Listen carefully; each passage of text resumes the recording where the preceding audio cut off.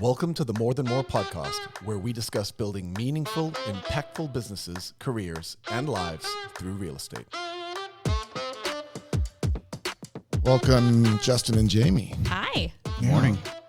This is our second attempt. You guys pulled out on me the first time. We did. We did. Sick kid, not our fault. The whole world was sick. Yeah.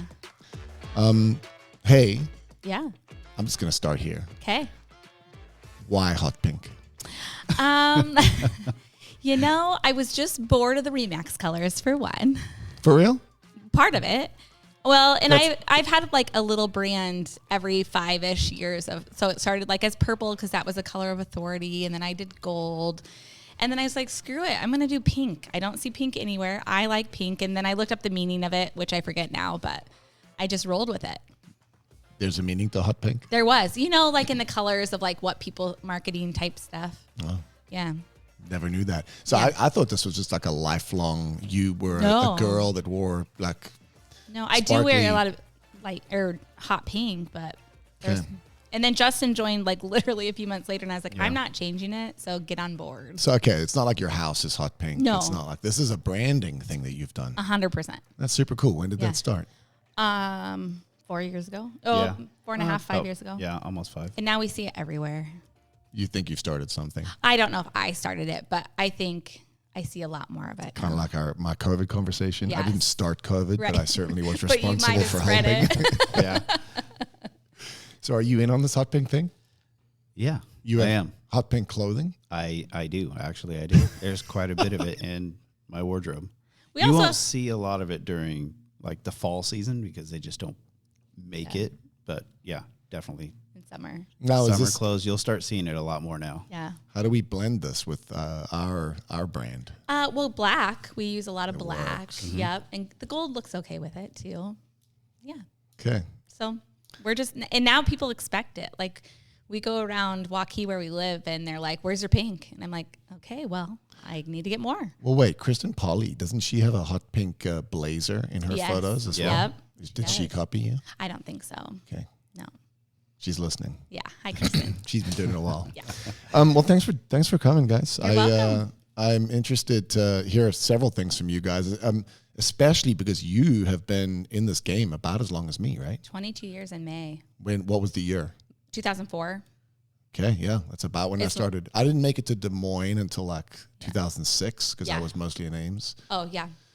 But you and I share similar timelines. We do. Yep. And I was in it in college for 2 years. My internship at UNI, I worked for a real estate company. So really I've been in it 24, but 22 in the Des Moines area. okay, yeah. So we've got similar stories and Yep. names, I think, Yeah, I that think we so. remember and share. Yep. And then when did you jumped into this? I mean, not full time, but like 21? Mm-hmm. End of 21. I got a little bio on you. Yeah. You've had a bunch of different worlds, right? Oh, yeah. What was your previous worlds? Retirement planning before this. And then prior to that, I was in the optical field for about 18 years. Okay, so what prompted you jumping on board? COVID.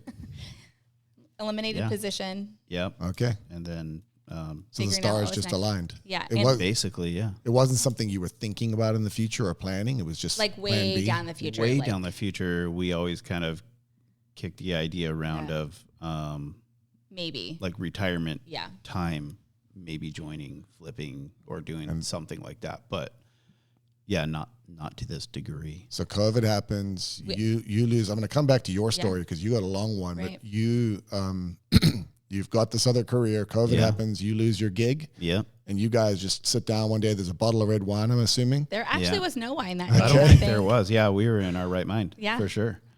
And there's just like a hey, let's do this now. Well, Jamie was just slammed, Yeah. Okay. which I don't know. I don't think anybody really thought COVID was going to Be that busy. do that to the industry. Well, for 2 weeks we Yeah. thought we were all going to starve, Right. and then yeah. all of a sudden it was like an explosion. Right. Right. And that And was then- probably my busiest year to date at that time. Yeah. And I was drowning. We had a 9-month-old and a 2-year-old. And I mean, they went to daycare, but like there was just a lot of business. And so we had tossed around me hiring an assistant. And then I was like, we kind of just were like, should we do this? What's your role? How would this work? we're going to see each other all the time. Yeah. I think that was more of the concern of like, can we work together? Can we figure this out? Yeah. Well, it's a big decision. Yeah. Yes. I mean, personally, I don't think I would favor that decision. Yeah. I love my wife. We Right. do great, but it's because we don't work together in part. So why don't I ask the question? How's it going? We're still trying to figure that We out. are. It is. I think it's an ever changing, how is this working? How are things going? And now we're just used a little bit to the freedom of it, of what it allows our family. And so I think it's just ever evolving. Like PTO and stuff like that. Like not having to worry about the 9 to 5 of something else, you know, like our daughter was sick that day. One of us still could go to appointments and it didn't shut off one of our lives. Yeah. So young kids again, kindergarten and first grade. First grade. So like very much in the thick of it. We're just starting. Okay. And the other thing I wanted to ask about before I jump into stories here was this Waukee Schools podcast. So this is old hat to you. You're comfortable being in front of a mic. Tell me what you do there. It's the Waukee podcast. Nothing to do with the schools, actually. Oh, it's not schools. Nope. So I started an Instagram page when we technically moved across the West Des Moines border to Waukee 6 years ago, called What's Up Waukee. I wanted to very much be the person in our community that people thought of. And so I just started going to small businesses and just doing, at the same time, social media was just starting. So it was the face to camera, just highlighting a business. What year was this? Probably 2020, 2021. Yeah. Very inconsistent. And then 2 years ago, well, it's been about a year and a half, someone posted on a Facebook group they were starting a Waukee podcast. She wanted to be kind of the newspaper, since we don't do newspapers, so kind of cover everything, like local people, kids, sports, everything. And I just said, hey, I post every week what's happening in and around Waukee. I'd be happy to come on and just talk about it. You were doing this like just a news bulletin kind of thing. Yeah, like an Instagram post. Okay. So I would highlight a business. The goal was once a week, and then every Friday I would post events happening in and around Waukee. Okay, so business, like featuring a business. Yeah. And then here's what's happening in town. Yep, just a community resource. And so she didn't see you doing that. No. You just said, hey, I've been doing this. Yeah. Let's merge these two things together. Yep. If you'd like me to come on the podcast, I'd be happy to do so. She did, and now we're kind of, she runs it, but I'm the only consistent segment. So we kind of do it together, and we record and drop it once a week. And fun. Yeah, super fun.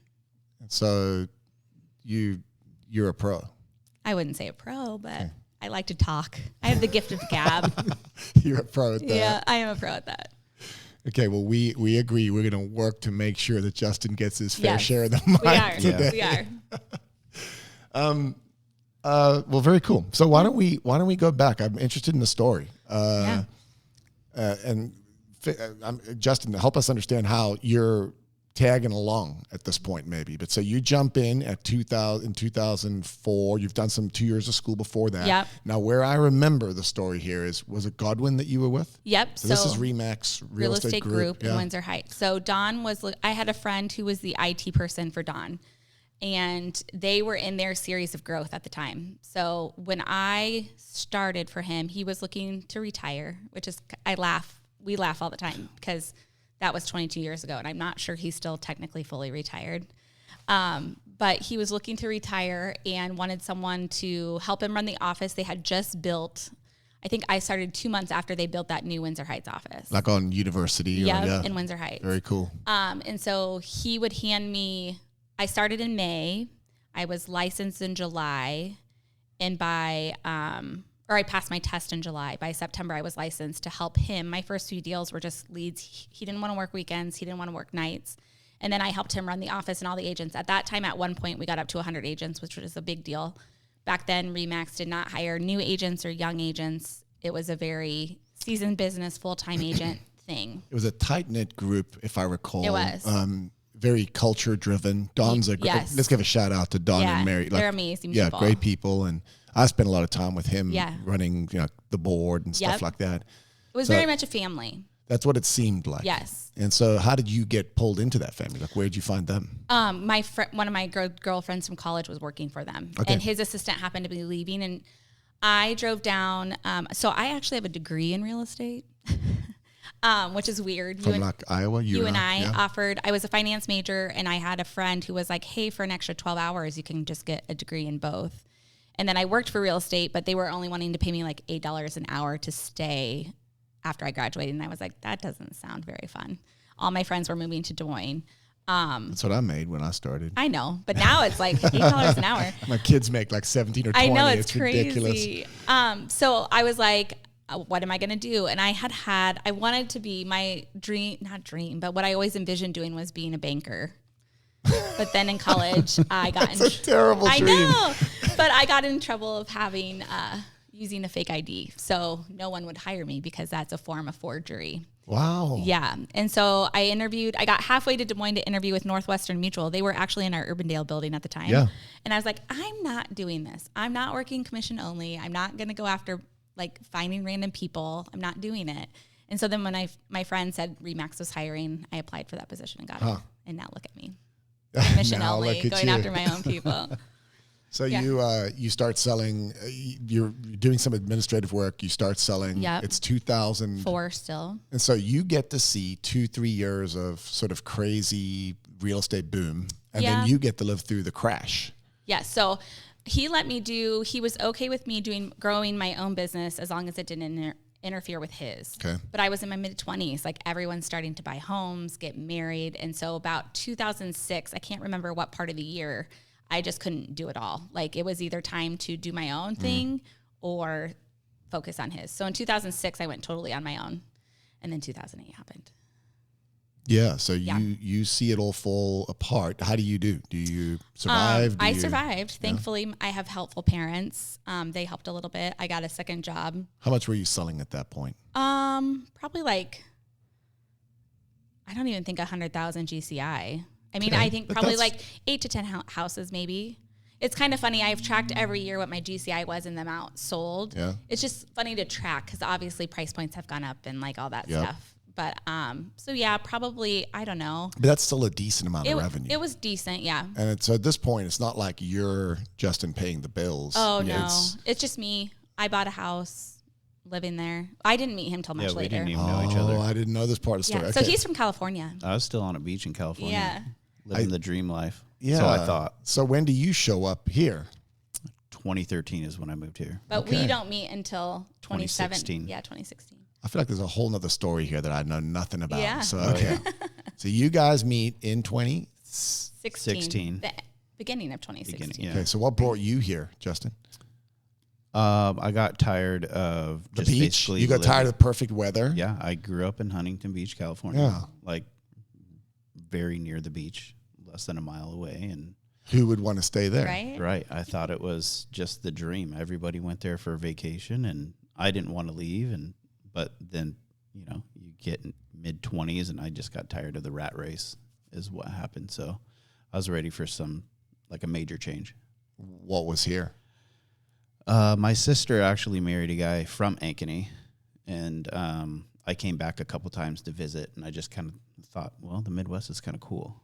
That's a crazy story. Yeah. So it kind of gets a little bit crazier. It does. So I went on just like a walkabout for about 9 months, and I traveled the United States. Like just you in a backpack kind of thing? Me in my car. Okay. Yeah. A drive about? Yeah, just drive about. So I just figured if I'm going to plant roots, I want to make sure wherever I land is the place that I want. So you're driving and what? Sleeping where? Oh, no, like hotels. Okay. Or visiting people that I know. So you just spent 9 months. You've got some money and you're just driving around visiting places. Okay. Yeah.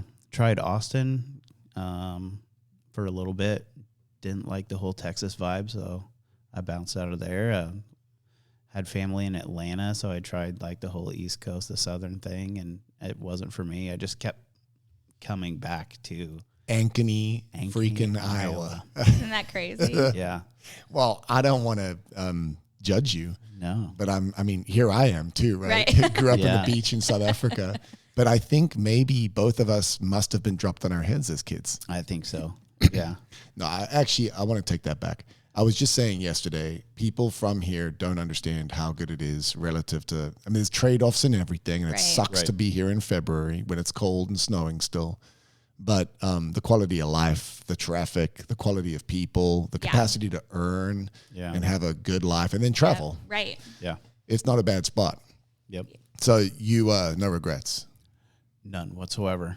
No. So like when I was doing that, a buddy of mine who I worked for Oakley Sunglasses for a very long time. And once I left there, I was still doing my travels, and he called me and he's like, hey, we're going to do something in Des Moines. Are you interested? And I was like, dude, cool. Yeah. So that's what what kind of landed me here. That was just kind of like, that was post drive about. Yeah. Mid drive about. Yeah. Actually, because I was headed back to California. I was like, all right, so California is just a place that I got to be, apparently. But no, it wasn't. Okay, well, I'm glad I asked, because I assumed you were here at this point of the story. Oh, no. I didn't even think I would leave California ever.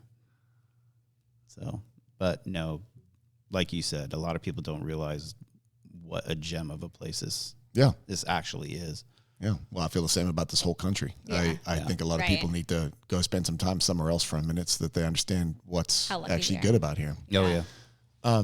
We've become a little entitled. You think? Well, I say we increasingly. I mean, I used to think of myself as a foreigner, but I was 19 when I left South Africa. I've spent all of my adult life here. I'm American. Yeah. I just happen to have a weird way to say certain words. I mean, I have a South African story, but this is home. Right. And so it's and we need to get our crap together, because this is actually a good place. Yeah. Absolutely. Agree. Okay, so we're now in the middle of the crash. You're surfing or playing with sunglasses, Oakley. And you're with Godwin. The crash happens. You're selling a decent amount of business still, but you survive the downturn. Yep. Get a job working happy hour. For real. So you do some part-time work. Yep. I mean, that didn't bring in that much, but an extra couple $100 a week. At that point, they said, you're welcome to have a second job, because up until then, if you weren't full-time real estate, you weren't REMAX Real Estate Group. Good for them. Yeah. And so we survived. Yeah. We made it through.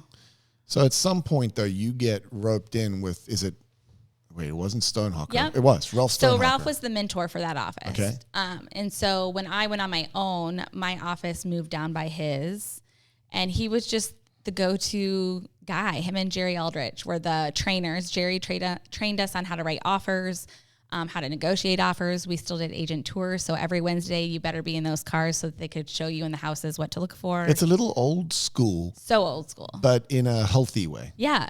I think they're still good mentors. It's just so different than it was then. It was really boots on the ground. Yeah. You're going to sit and write a blank offer 30 times before you write one. Well, there was no dot loop. No. Right? Oh, there was still 3-page carbon copies.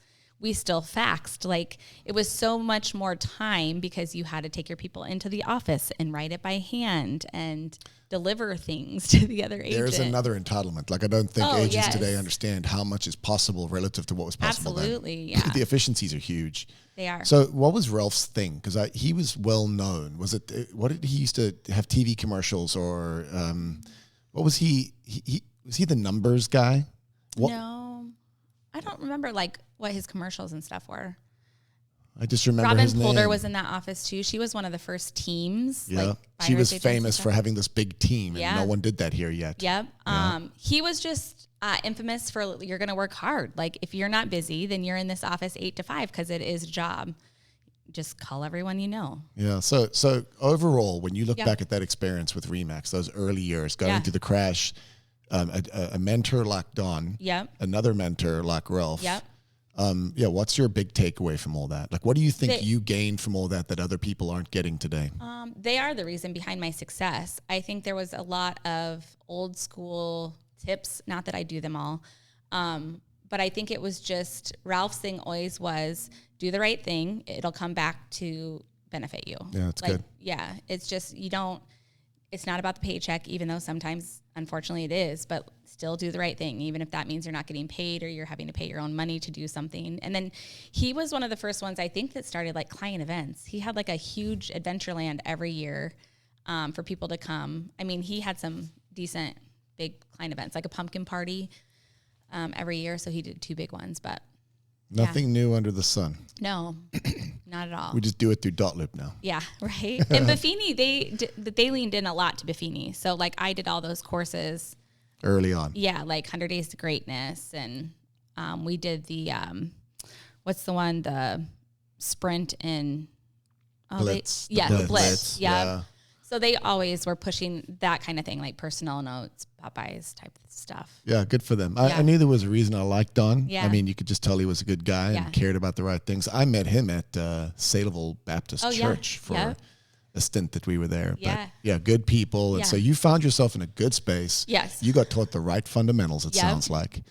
And then there, whatever happened with their organization? Because at some point they get rolled into Concepts, right? Yep. Where are you at that point, and how does that all go down? I had moved. So October of 2019. Yeah. A few months prior to that, there was some talk about how they might sell eventually. And it was just a place where everyone was getting towards retirement age. I mean, all but maybe 10 of us.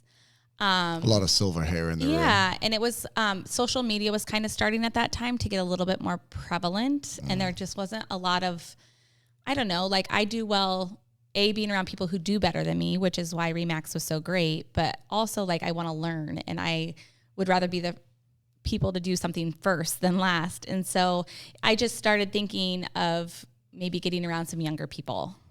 And I wasn't heavily recruited ever because I think there was just so much respect for Don, and I started as his, for lack of a better word. So there was a sense of there's a wall around you. I think so. I mean, I had been told before they would never, like if I ever wanted to move, let them know, but they weren't ever going to, poach me or whatever, which was fine. But we made the decision to go, I made the decision, he wasn't quite in it yet, to go to REMAX Precision. And then I think like 6 months later is when Concepts bought them out. Okay, but Precision was teeny tiny then, wasn't it? Well, that's another one we came into as like within the matter of like 3 weeks, they had gained like 60 agents. So you joined right when that was starting to boom. And there was a lot of growing pains, and then COVID happened. Okay, why'd you pick them?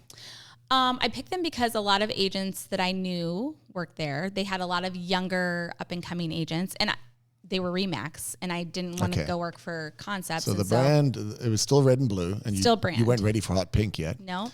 And a lot of people you knew were there. Yeah. It's like their momentum that they had was just an attraction in itself. And a group of us went over together. Okay. So was that hard, leaving home, and how did that go down? It was the hardest conversation I've ever had to have. I even get goosebumps thinking about it. Yeah. Yeah, it was just hard. In hindsight, was it the right move? I think so. Okay. I do think so. Yeah, it's hard to look back. Who knows, right? Right. We probably stayed too long. So COVID happened. We all went home. We gave up our office. That was the first time I had never had an office to go into during COVID. And so it was just a different world. I had a 1-year-old at home. I had a baby. Like we were just going through a life transition at the same time. And so it was just a whole new world. Okay, so now we're all together. We've got kids. Yep. We were married when I went to Precision. Yeah. We had been married a year, had a kid, pregnant with another one. COVID happened. Yeah. You married a crazy realtor. I did. He did. But I mean, you moved to Ankeny from Huntington Beach, so I guess there's plenty of crazy in the room. There's definitely some crazy. Okay, so you said you stayed too long. What do you mean by that? I think I could feel that wasn't my home. From the beginning? Yeah, very quickly. Okay, and without, obviously, we don't talk negatively about anyone, but like, what was missing? What was different? The family feel. Okay. The feeling that anyone cared you were there. And I don't need a lot of like, hey, way to go on a daily basis. I think it's just the feeling of belonging. And I had for so long belonged, and they knew my family and they knew me. And, someone passes away in your family, you get a car, like just the care behind it. And we talk a lot now about how much you at Century 21 as a staff want to see us succeed and that we're your client. And that feeling wasn't there. So that makes me want to ask, how are we similar or different than Don Godwin's operation? I think you're very similar. We've only been here a year and very much feel like family, like with everyone. Like the genuineness and the care, you can tell is genuine. It's not just your number. You genuinely want to see us succeed. It's not about how much money you make off of us, is kind of how it feels. So, which is very much how group was. It was never about, yes, they want to be successful, but it was never about toting what number they were or how successful they were. It was what can we do for you? You know, in times of like, you're not producing, we see your numbers. What can we do for you to help you? So somewhere in the story, then you're at Precision. How's sales at this point? How are you doing? Well, 2021 was my best year ever at that point. Okay. 19 was not a great year. We had our first baby, and I was very much in the throes of, I want to be a mom, but I also need to sell real estate because I was the one bringing in the breadwinner. And so it was that's kind of when Justin had his own optical lab in our house. Like he had kind of gone on his own, and we were just in this like bad timing to go on your own. Huh? Yeah, it was. Yeah. And you could tell my business had severely declined because I had this big life event. And so we were chasing, I feel, at that time. Like, so finances kind of took a dip that year. Yep. It was a rough year, Yeah. for sure. It's fun watching you two stare at each other Yeah. as you say that. No, I mean, there's a story, right? And Right. We've all been through those difficult times. Yeah. It's not this. There's plenty of glamour and glitz and Right. hot pink to real estate. Yeah. There's also a lot of tears and There hard is, work yeah. and difficult conversations. Yep. And so it was at that time that like I was having a down year, but I still very much wanted to not miss those early years of having our first baby. And so we decided that he was going to close his lab. It was just too much to take on at that moment. And that's when he started working in retirement. Okay. So then who were you with? Just out of curiosity. I was with Merkle Retirement Planning. Okay. So you do that for not that long of a stint then? About 2 years. Okay. What'd you learn from that? Just a lot of customer service. It's a lot of hand holding and building that relationship with the customer. But just like what we do here in real estate, it's basically the same thing. So that wasn't a passion, or this felt more interesting, or why the shift then from that to this space? Well, COVID hit, and then I got let go due to that reason. There wasn't really a passion there. Okay. That was something that we just kind of decided. It was kind of like, We got to do something. Yeah. We had a connection, and they're like, hey, we're hiring. And we're like, awesome. Yep. You get insurance, you get a decent pay. And it was something new. It was something different, you know. I mean, it was kind of a cool place to work, and the industry is fun, but like there was no passion. I don't know behind it. Jamie already dissed the industry. She said that she had an opportunity to work with Northwestern Mutual and turned him down. Yeah. I'm sure she would have became a banker if she wouldn't have had Thank goodness. that little forgery I don't charge. understand Yeah. that, by the way. Like, what little girl is dreaming about being a banker? I don't Were your know. parents in banking? Or? No, my dad's owned a construction business. So I've been in the entrepreneur life my whole entire life. I don't know. That's I think I saw one of bizarre. my aunts as like an accountant, because that's initially what I went to school for. Okay. Loved accounting in high school, and then got to college, took one class, and was like, nope, not for me. It just seemed fancy. Or Yeah, something. I don't know. Like I wanted to be like the CEO of like, Okay. I worked at a bank in high school as a teller. I don't know. Well, yeah, you got all jumbled up because Yeah. where you landed is very different for Yeah, sure. it is. Sorry, the question I was trying to figure out though is the transition from work world into real estate world, which has now been how long? 4 years. 4 4 years. years. Yeah. Yeah. Going So- on my fifth. Okay, so let's just go there. Yeah. So you two are two peas in a pod now. Yeah. There's kind of another P, which is sort of like how you guys are connected to Abby or not connected to Abby. There's some A little bit. relationship there. Yeah. She helped bring you guys in, Yeah. and maybe you guys are doing some business together. Yeah. But tell me about your arrangement. So how does every day work? Ever evolving. Yeah. Yeah. So I handle the negotiations, the paperwork, the consultations. He pretty much handles showings for the most part. Okay. Yeah, more like boots on the ground. Yeah. Inspections, all the back end kind of stuff. Okay, it's interesting. That's not backstage. It's not like I mean, paperwork and in admin. front of, Yeah. yeah. It's front stage, but it's the ongoing. It's almost like the administration of the sale, Yeah. Right. as opposed to the creation of the sale. Yep. And we're kind of in that trying to figure out the admin part of it. Okay. We kind of split those duties right now. Very much trying to figure out, as we've talked, I have a hard time giving up things in the back end. So we split those right now. One of just a few control freaks that I know in real estate. Yeah. Don't know many. So yeah, that's kind of where we are right now. But I'm very much the bring in the business part for the most part. Yeah, I would say so. The networker. 20-something years. Yeah. So what's that like for you? Trying to pry things from her sticky fingers. Like how does, It doesn't happen. It just does not happen. It's happened little by little. Little bit. Little by little. So it's a challenge for you to figure out where you can go create value in the space where she's owned all this long period of time. Yeah. Right. And you're trying to figure out where she'll even let you like get your hands on things. But showings is a no-brainer because even yesterday, that's 2 days ago, the Centurion meeting. Yeah. Showings is a huge need. And so Yeah, I pretty much just run with that. If I would probably say most of the time. There's been a few situations where either I've met them and they've come specifically like we didn't feel like it'd be as easy to turn over. Handoff. Yeah, but or I can tell really quickly. I'd be like, this is more of like a Jamie person. Like they need Jamie. What does Jamie bring that you don't? What's the personality difference between you two? Night She's and day. gorgeous. I'm not. I mean, she's better looking. Hey, 10 out of 10 for that response. Yeah, Well no done. kidding. We're just night and day personalities. Like, Yeah. I'm more outgoing. He's more reserved. Yeah. But I think when I come in, a lot of time it's more of like knowledge. Like we know those people are going to be really digging into either numbers or they want the education part. Not that he doesn't have it. It's just the experience. Yeah, 20 years is a real deal. Yeah. Which it hasn't happened often. And honestly, No. I know it sounds weird because we're in the same family. So you would think, well, if he's showing, you're still not available. But it's allowed me to like fall into the mom role a little more of like, I get to do bedtimes. I don't have to miss them all if I'm out showing. Like we can kind of split that role. Yeah.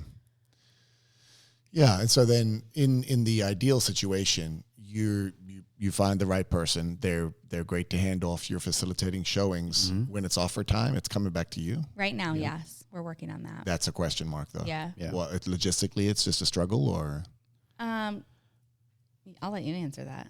Well, I don't know. Well, it's usually she'll bring in the client or it's somebody that we already know. So it's easy just to kind of pass that back. Yeah. Well, it's very different than having a buyer specialist because you two you're married. It's It's the optics of it and the reality of it's different for the client experience. So the back and forth seems more viable for you than it would for a normal traditional team. Yeah. Yeah. Does that make sense? Yeah. Or am I off? No, that makes sense. No, yeah. And we really try to like, I don't want to say like promote us as a team because we are a team. You get the like collective. You're getting two as one. Yeah. Like we really are just like one giant agent. Yeah. But we just kind of split roles a little bit here and there. Yeah. Well, it's fun to hear. I can tell. It's kind of like, again, the conversation we had on Wednesday with that room full of centurions. The notion is that there's either one size fits all approach to this, or there's not. It's just all this has to be dialed in slowly over time, and it's different for every situation. It is. And I think it's hard because in a lot of husband-wife teams, typically it's the male that was in it first. Okay. So I think it's been a weird dynamic of like, who does what a little bit. Do you know what I mean? Like, because most people suspect that like the man's going to be the go-getter or the networker or the whatever. And our dynamic is just not that. Like, I'm the one that's been in it longer. He came on. You know what I mean? It's just a little different. I'm processing that. Yeah. I wonder if that's actually true. I mean, I think I know a lot of ladies who started it. Yeah. I think so. But and then their husbands joined.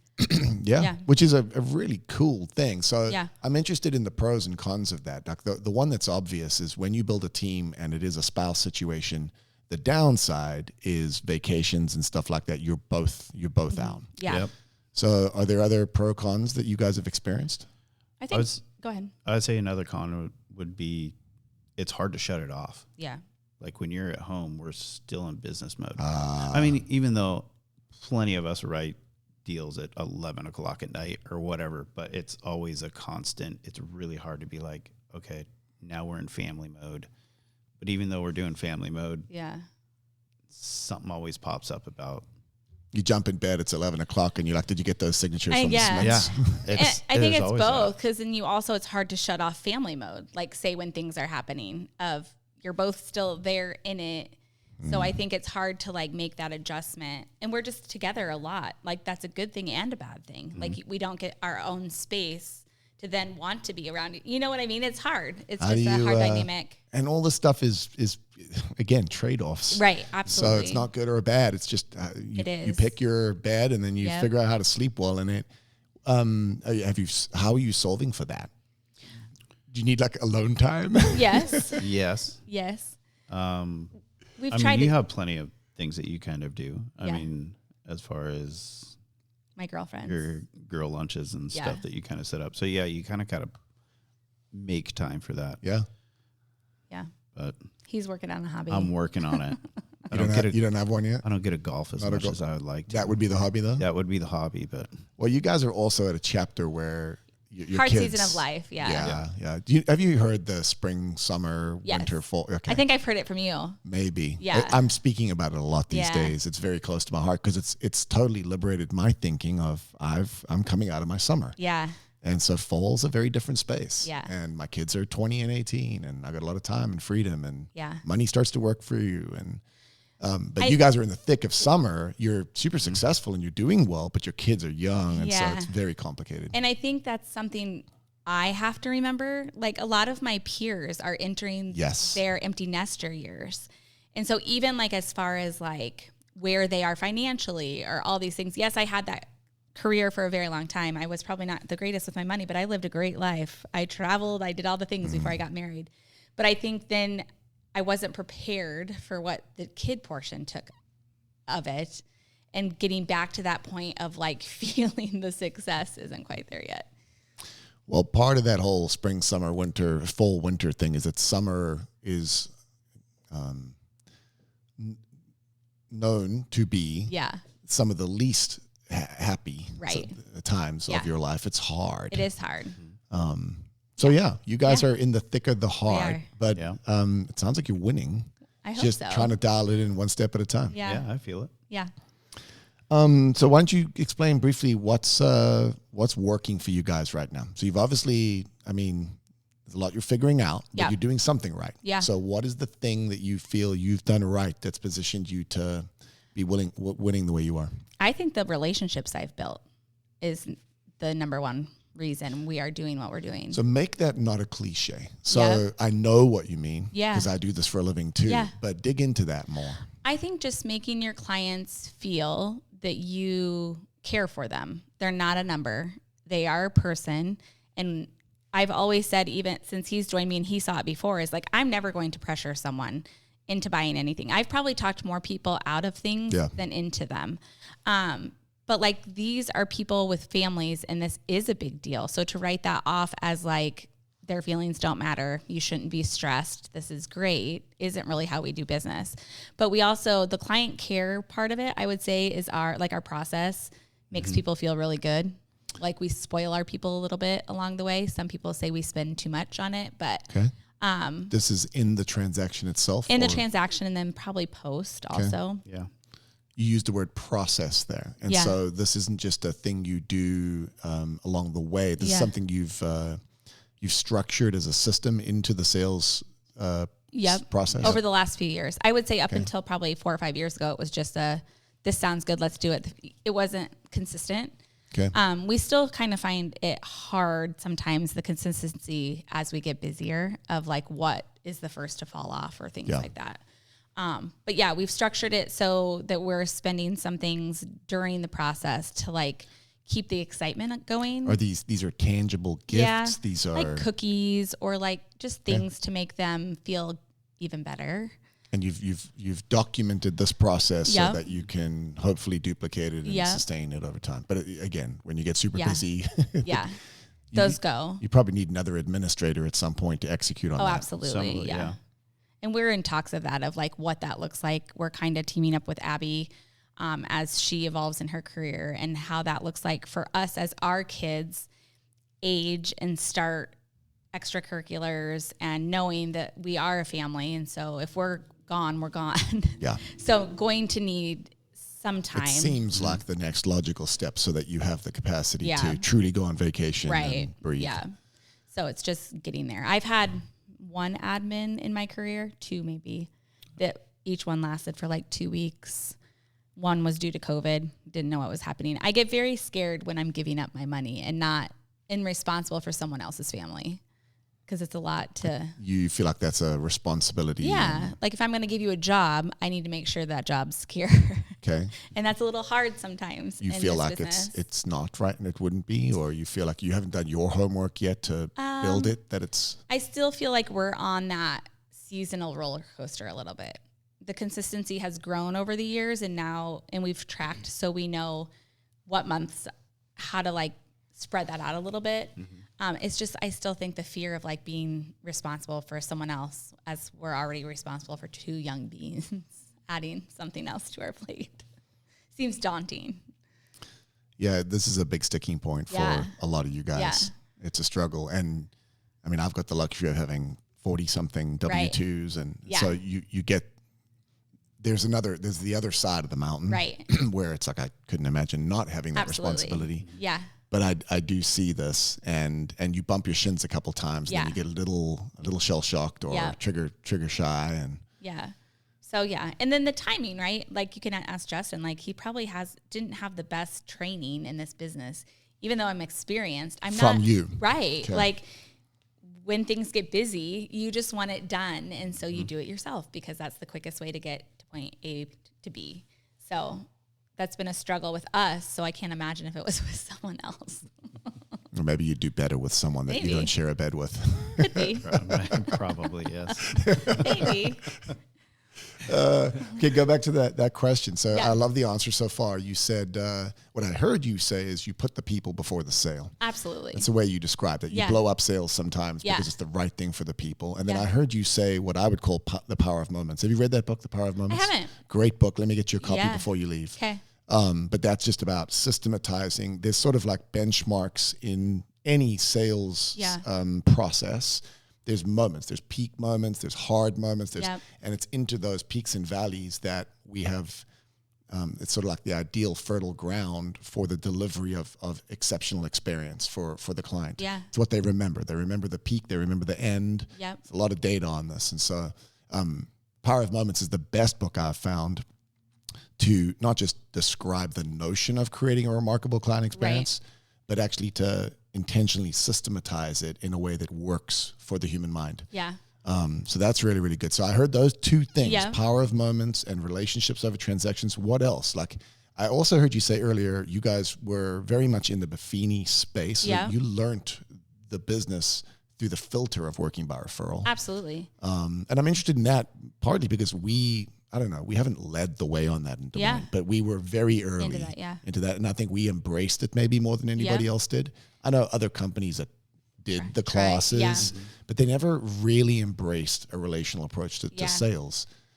So what else would you say has been working for you? Well, I mean, just that, like for the last 6 for sure, 100% repeat referral business.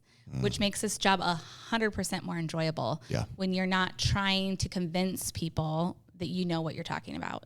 And so we've been lucky enough that I started in my 20s. So I have gone through many stages of life with people. And then as we age, that's kind of how we tend to mirror what stage of life we're in on who we work with. So as we're getting these referrals, I mean, we've worked with entire families from sister, brother, grandparents, parents, so it's been really fun to do that. And as long as obviously we've got in because we've treated people well and we know what we're doing. And so it just kind of blows up from there. So that's a really fun part of the job, is getting to see all of these families. Like you almost feel like you're part of their family. Like we laughed a few weeks ago. Clients of ours passed away. The wife went first. I went to the visitation. The husband, and it happens to be the woman who employed me in college at the first real estate firm. I've sold to their entire family. And the son of my old boss texted me and was like, we all were sitting laughing because your Christmas card popped up on the slideshow at his funeral.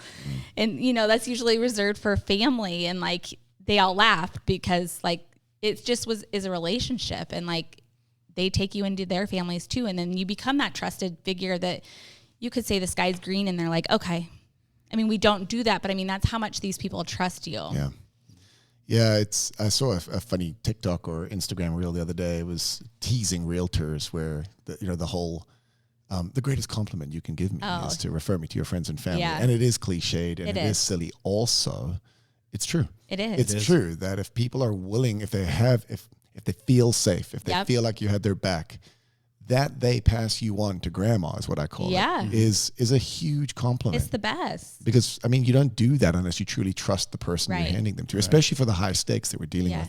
While you were saying that, it made me think, you went through the early Buffini training. Mm-hmm. He used to have a metaphor of a castle with a moat. Yeah. And what we try to do is we lob our messages over the wall, which would be like direct mailing. Yep. And we try and like scale the wall, which is direct calls or door knocking. And he's like, what we need to do is have a trusted person inside that when we show up, they just drop the drawbridge. Yeah. The drawbridge is like when you've got this referral, they're coming from someone who they trust implicitly and they're saying, hey, this is a safe guy, safe gal, like work with them. They've got your back. That's what we've been doing. That's what you guys have been up to. Yep. And I can honestly say, like, this is not what people who mentored me want to hear. This is not what anyone in this industry. I have never door knocked. I have never cold called. I have never bought leads. I have never farmed. It has all been genuinely organic relationship building. You must have had moments along the way where it was difficult. 100%. Like, I need to buy stuff. 100%. When in our neighborhood, we farmed with a lender for maybe like 3 months.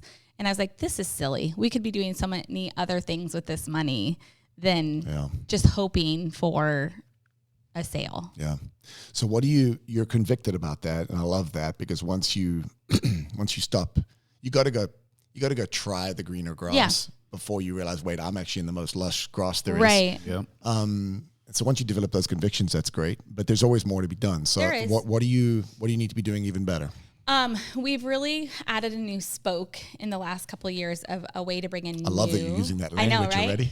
Of bringing in new, which has been our community. Okay. Now there's some big agents in our community. We live in Waukee. Meaning new people to your database, new relationships. Yep. Okay. And I've always heard, like, obviously the mirroring of life. Now that your kids are in elementary school, you're going to get some of the, like you're always probably going to be bringing in new, but this What's Up Waukee page is really focusing on community and what we can bring to our community. I have always loved being the go-to resource, like for my girlfriends of like, everywhere, where should we go for a date night? That's kind of what we've tried to bring this Instagram page to be.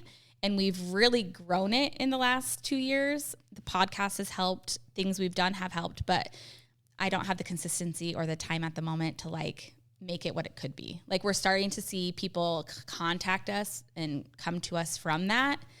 And I'm just not consistent enough with it. Yeah. What's beautiful about that is it's a value first thing, right? Sure. I mean, yes, your goal is to grow your business and get new relationships, but what you're doing is you're accomplishing that not by asking for anything. Right. You're providing helpful information to a very hyper local community. 100%. And I've struggled with the last 2 years of like not letting people know that I'm in real estate, probably more. And like, why? Trying to like figure that side out of like, if you have questions about neighborhoods or you don't want to be solicitative. Right. Okay. Yeah. And even now, like posting things about real estate, I feel almost icky about it because it's like, I don't want to be one of those like bait and switch of like, you come here for something. But so it's been a very like figuring out that level of like making sure everyone knows what I do, but like that's not what we're leading with. Reminds me of a book from 10 years ago. It was Vaynerchuk, Jab, Jab, Right Hook. Oh, yeah. We have that book. We haven't read it. Yeah.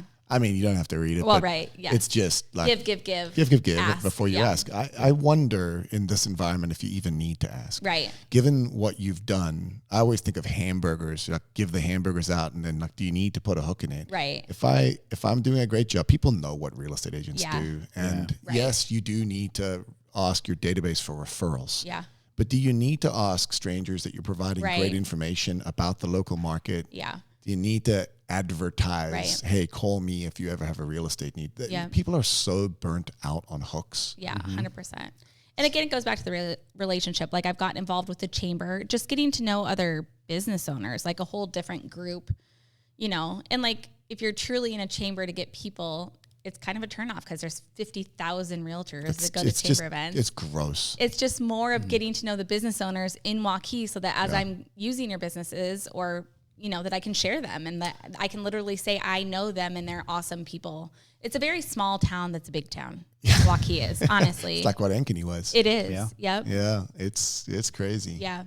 The growth there is nuts. Yeah. We're just getting started a little bit. Yeah. Yeah.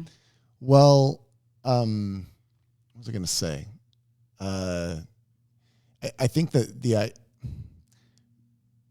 I think the winning formula is to actually just become obsessed with value creation. Oh, 100%. Oh, yeah. And if you truly are caring about the people, you actually want what's good for them more than just the transaction and the sale, and you want to give great information to the world. It seems like the sales tend to follow. They do.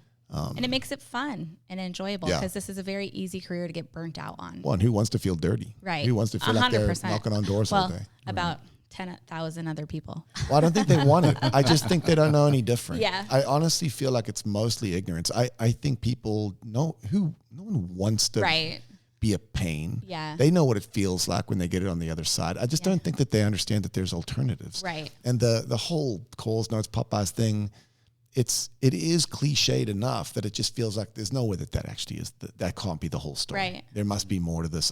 Here, let me give my money to something. What do you think you guys need to be doing even better? I'm not sure. I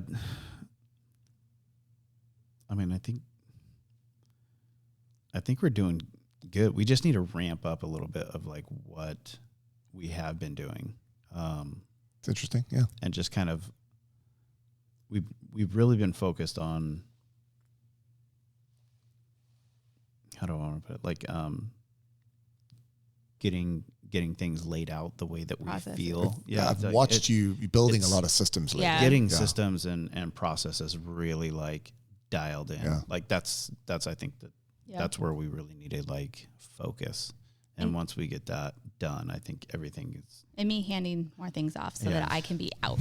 That will smooth things I like people. out. It's just a little, I don't want to say rocky, but yeah. It's like ironing out that process. It's the work to be done. Yeah. I feel like we had that chapter here where because we're not a big recruiting company. Right. We don't call agents. And then you had all of us come over. Well, not all of us. But what we did is I didn't want to recruit people because Right. I felt like I wanted to create a remarkable experience for the people that were here. And I hated the idea that I would like pitch anything to anyone that I couldn't deliver on it being exceptional. So we just worked to make it exceptional. But there was a period of time, like you're describing, Justin, where I was just very, very focused on how do we build it so it works really, really well. Because what I needed was the confidence to know that I could deliver on any promises that I was making. But I think once you do have those systems built and you feel like you can deliver something exceptional. Now the danger is that you get stuck in trying to make it perfect. Yes. Right. And there is no there. And it's ever changing. You can never arrive. Yeah. So at some point you got to get over yourself. But I do think there's something beautiful about building something that really is exceptional and better, a better product. I liken this to Steve Jobs. I mean, they said that was his big innovation. He said, stop freaking advertising and yelling about it. Start building something better. And they built great products. Yeah. Right. And today they don't really need to advertise because what they've got is a superior product. Well, and then your people tell it for you. 100%. Which is how we got here. Because it's a tribe. We didn't call you. No. Do you know how we got there?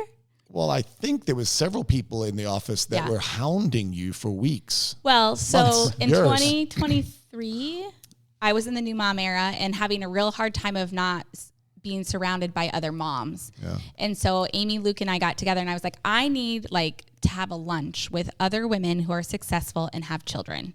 Like I was in kind of a slump. And so we got this group of women together. It started out like 10 of us. It ended up being Abby, Megan, Nicole, me, Amy, and Amanda Mickelson from KRM. And now that was our core group. And none of that's about real estate. That's about life. Yeah. I mean, occasionally. Well, because you're old. Real estate would pop up. It's going to come up. It was mostly just people to get together with who know what you're going through and dealing with. And they never pushed. It was just always we love where we are. This is what we are. And it kind of just evolved over time as we started looking and kept coming back to that is the feeling we're looking for. Mm-hmm. Well, I think everything you're describing there is my business model and yours are fundamentally the same thing. Yeah. Create a great experience for the people that you have. Obsess about delivering a great client experience. And then, yes, you need to remind people, hey, the way I grow is by referrals from people and I'm like not great at that. I'm not either. Well, I do think for many of you that are exceptional at what you do, that is the 1% additive that creates 60 to 70 to 80% returns increase, right? Yeah. You gotta let them know that's because what the client is thinking by default is you guys are amazing. I will do anything to help you. So when I buy again, you're the person I'll call. Their brains don't go to the referrals. Especially if they're not anywhere near a world that's how it works. Correct. Do you know what I mean? Which most people aren't. Yeah. Right. If they're selling insurance, they have no they get idea. Yeah. 100%. I do think without being a solicitor, right? Whatever. You got to learn to, that's part of the dialing it in. Yes. That's definitely part of ours. Like I don't call anyone. I mean, clients, if that's their preferred mode of contact, but not for no, give me business. Never. Yeah, we do newsletters, we do notes, we maybe a text here or there, but we'll try everything, but calling, which is kind of funny. It is crazy to me how many hang-ups so many capable and professional people in our industry still have. I know, it is. It's just like, I don't like getting phone calls. I don't. But I think that's part of the success formula. I mean, yes, you need to get over some of that. And also you have enough EQ to go, well, I don't want people knocking on my door, so I'm not going to knock on theirs. Yeah. Yeah. Dialed in. Part of what gets you there. Yeah. Okay. I had no idea how long we've been talking. Told you I could talk. Well, all of us. Let's close with this. Yes. We're here 3 years from today. Yes. It's, what is that, 2029? That's scary. How old are your kids at that point? They will be a 4th grader and a 5th grader. And I won't ask you how old you'll be. Almost 50. Almost. Pretty close. We're knocking on the door, yeah. Where will you be 3 years from today, looking backwards for you to be happy with your progress? I think we will have grown our team. Probably. Yeah.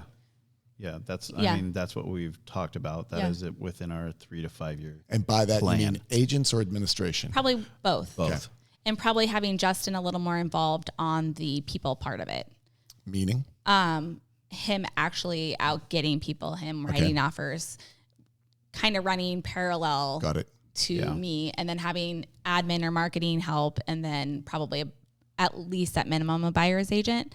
It's always tricky. I mean, we kind of talked in this interior meeting of how a team looks, or like what's the best route. I don't best is the dangerous word. Right. I don't want to train someone and then them leave. So like making it, I mean, as you see today, I think a lot of it has to do with culture in everything you do. Like make someone want to be part of your culture, and so figuring that out. I don't know how you feel about what people call the law of attraction, but what I've learned about stuff like this is you got to put it out into the world. Yep.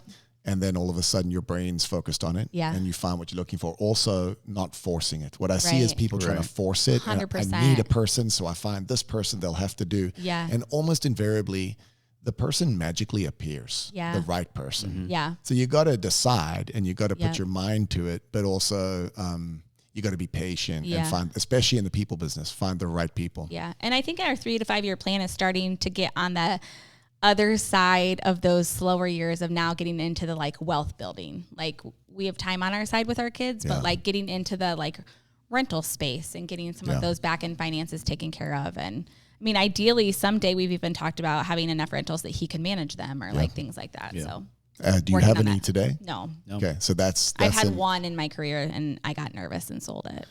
I hear that. So you have, I moved out of a Rutland townhouse. Nervous to hire, nervous to get rentals. Yeah. You're pretty, not conservative, but you're careful with your decisions. I think because I've had money and I've not had money. And so do you know what I mean? 100%. Like you make a lot, but you also can spend a lot or lose a lot. A lot of people do. when your months aren't, or a bad year or things like that. Yeah. So I had a Rutland townhouse for my first house, kept it. Rented it out. I found a 2-year renter right off the bat. I only made like $100, but they moved out and I had rented it in 3 months and I panicked and I was like, okay, I need to sell it. And I was still single at the time. I didn't want to manage it. And maybe that was the right decision. Yeah. Also looking back, if that property had been kept over this period of time and then refinanced at 2.8%. Right. Yeah. Yeah. So anyways, that's hindsight's kind of our plan. 2020. That's huh? right. Okay. Always. Well, I'm excited for that. And I want to, off the record, Yeah. anything I can do to help on the rental side. Yeah. Obviously, I'm a huge advocate of that, and that's done well for us. And I'm passionate about making that part of the business plan. Yeah. So we appreciate that. well, you guys are great, and welcome to the team. I'm glad you. Thanks for having us. Yeah, it's great. How long's it been now? You've been here for A little over a year. Over a year. It's crazy. 18 months almost, probably. Yeah. And ironically, January now last Amy year. Luke is part of the team too. Yep. And so, if you guys want We to start, travel in packs. yeah, well, it's just keep it a good pack. Yeah.